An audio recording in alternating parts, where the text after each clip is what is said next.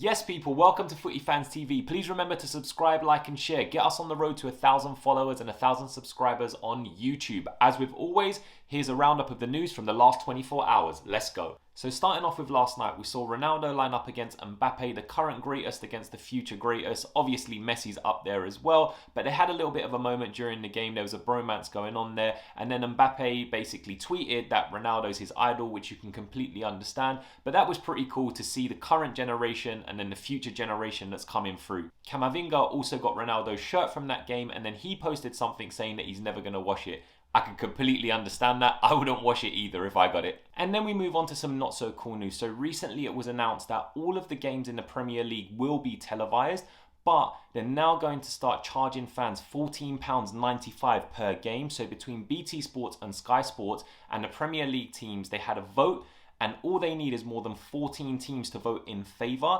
They had that, and then they've passed this new rule. So now going forward, majority of the games that are going to be televised, you will have to pay for them. The other annoying thing, which I don't fully understand, is that you're only going to be able to view the games through an app. If I paid 15 quid to view a game, I'd want to be able to see it on my TV.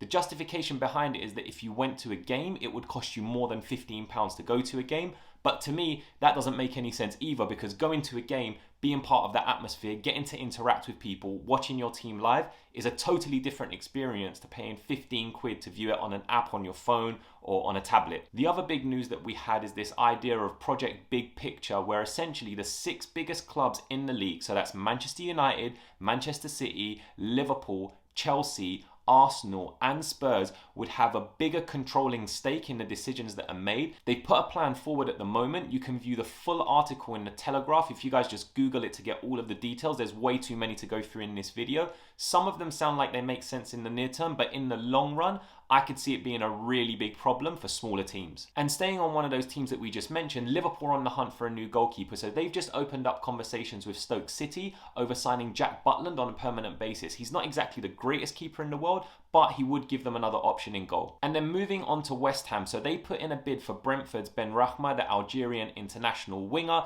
The bid was rejected, the initial one of £17 million, but we now understand that they've gone back in with a bid of £30 million, which has been accepted by Brentford.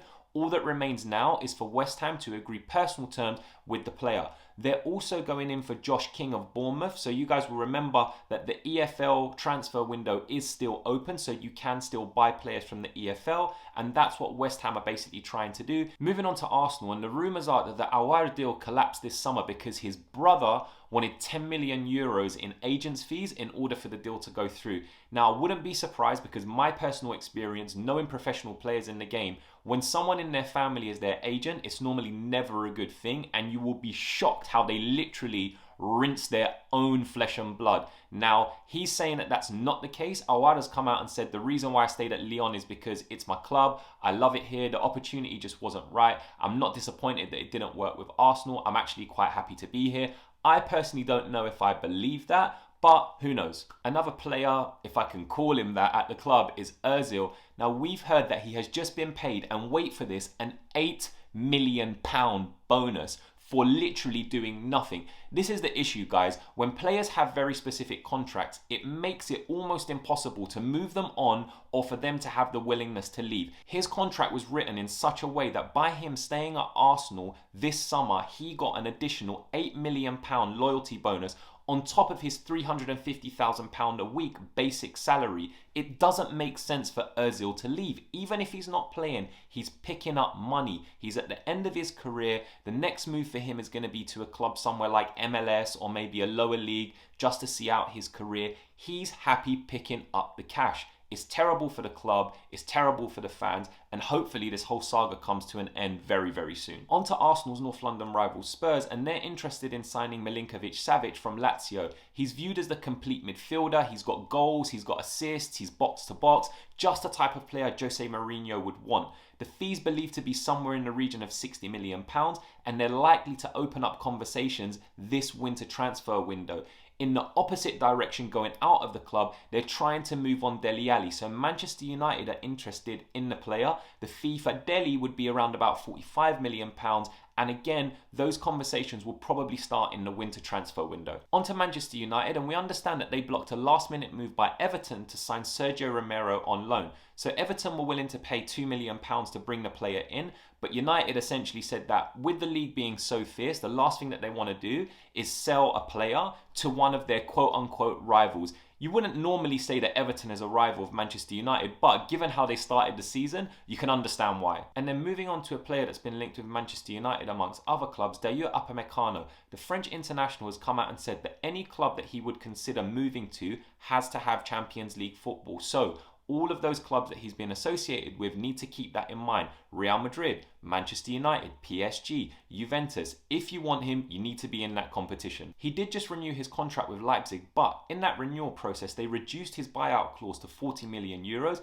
which looks like he's gearing up for a 2021 exit from the club. And then moving on to Serie A, and Juventus have turned their attention to David Alaba. They've said they're making him their #1 priority to sign. So Alaba will be a free agent come next transfer window. Bayern have been very vocal about their dissatisfaction of how his whole deal has been handled. They've said some pretty damning things about his agent Pini Zaveri, saying that he wanted 20 million euros for the player to sign an extension at Bayern. They had already agreed a deal with him. His agent came in at the last minute and messed everything up. But the fact remains that he will be able to talk to clubs in January with regards to moving as a free agent.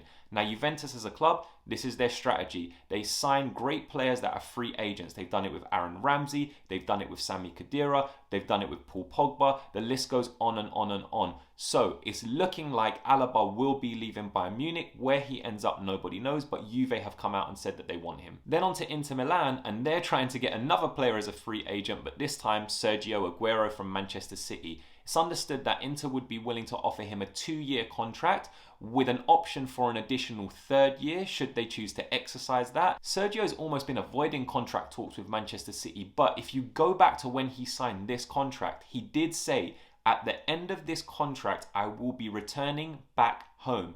His son Benjamin lives in Argentina. He's saying that he wants to return back home to play for his boyhood club. Whether Inter could convince him otherwise remains to be seen. And we'll finish up in La Liga. So we'll start with Barcelona, and Koeman has come out and said that he did actually inquire about Gini Wijnaldum of Liverpool. He was trying to bring the player on board. It didn't materialise that way. And then another Dutchman that he wants is Memphis Depay. So Lyon are actually not happy that they weren't able to shift him to Barcelona because his contract also expires summer 2021 and they don't want to lose the player as a free agent. They would rather get some money for him. It looks like they're going to try to negotiate something in the winter transfer window just so they can get some cash. But the issue for Barcelona is they didn't have any money. They had to move players on before they could buy more players. And we'll finish up with a few stories for Real Madrid. So they're now being linked with a move for Haaland. He's the international teammate of Martin Odegaard, who also plays for Real Madrid. He's been at the club since he was 16 years old. He did spend the majority of the time out on loan.